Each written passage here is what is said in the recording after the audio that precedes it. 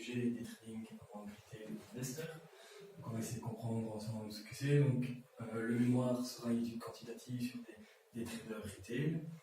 Donc tout d'abord, qu'est-ce que des traders? Ce sont des investisseurs qui pratiquent le day trading, c'est-à-dire l'achat et la vente d'une même action dans la même journée. Un investisseur retail et un investisseur donc individuel en comparaison avec les investisseurs institutionnels qui dépendent des banques ou des institutions en général. Les retail sont des gens comme vous et moi qui peuvent juste prendre leur PC et commencer à trader sur des plateformes. Donc le mémoire sera basé sur 5000 des traders retail belges et ce sera une réplication de l'étude de Barber et Al qui testait la performance et la rationalité des traders retail sur le marché taïwanais, et moi je vais le répliquer avec ma base de données sur le marché belge.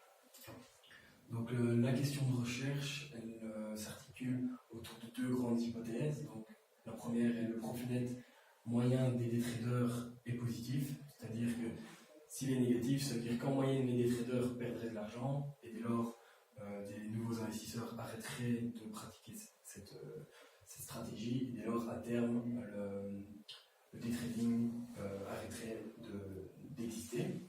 Donc pour ça, on a calculé les rendements bruts et nets des investisseurs et on l'a comparé avec le rendement du marché. La deuxième hypothèse principale est le fait que les day traders avec des pertes antérieures stoppent leurs activités. C'est-à-dire que si dans le temps ils perdent de l'argent, ils vont arrêter leur activité en se rendant compte que leurs habiletés pour le trading sont faibles.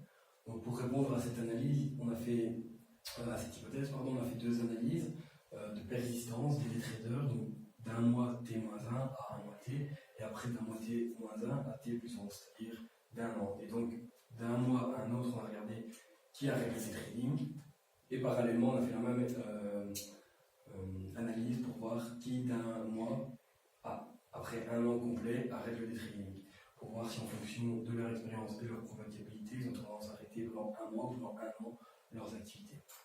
Les résultats, la première hypothèse était rejetée, le rendement net est négatif, dès lors, en moyenne, un des traders retail perd de l'argent. Et en termes d'excess market return, c'est-à-dire la différence avec le profit du marché, un des traders va perdre 3,65%. L'hypothèse 2 est également rejetée. On a montré qu'il n'y a pas de sensibilité aux pertes dans l'activité des traders. Donc autant les profitables que les non profitables tendent à arrêter leur activité. Et donc les traders profitables persistent autant que les non profitables. C'est ça la dernière conclusion. Donc voilà.